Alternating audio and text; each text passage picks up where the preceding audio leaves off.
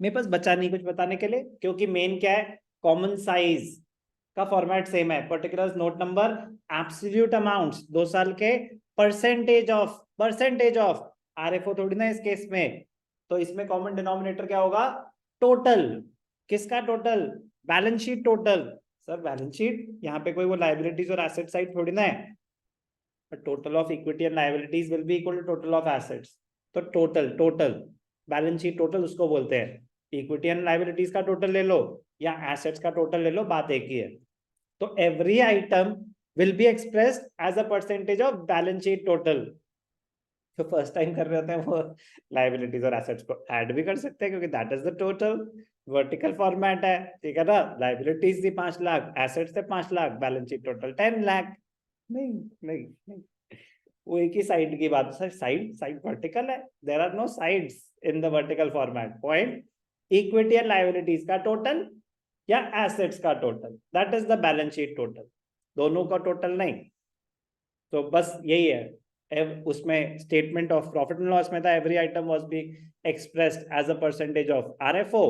in this case every item will be expressed as a percentage of the balance sheet total. मुझे कुछ और बताने की जरूरत है, मैं बता भी नहीं रहा।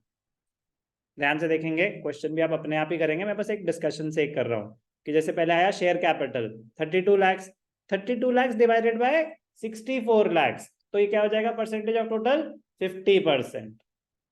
Reserves and surplus 8 divided by 64, 8 8 64, 1 by 8 कितना होता है, 12.5, 12.5%। तो अब जो हम बोल रहे थे कमेंट, तो बता रहे कि reserves and surplus are 12%, 12.5% of the total of equity and liabilities. बस यही है कमेंट, बस यही है कमेंट।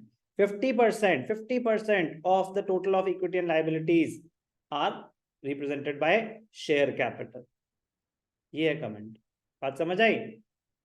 बस उसी को आप एक लाइन में लिख रहे हैं, उसी को एक लाइन में लिख, उससे ज्यादा कोई जरूरत नहीं, बस मतलब बेसिक अंडरस्टैंडिंग की हो क्या रहा है। समझ आया क्या होना है कॉमन साइज बैलेंस शीट में? मुझे कुछ करने की जरूरत है अभी इसमें? प्लीज आप क्वेश्चन करें ना, ताकि डायरेक्टली खत्म हो जाए वो चीज यहीं पे बैठे बैठे ही, कुछ घर कैरी करके जाना ना पड़े हमें। चलो करेंगे अभी।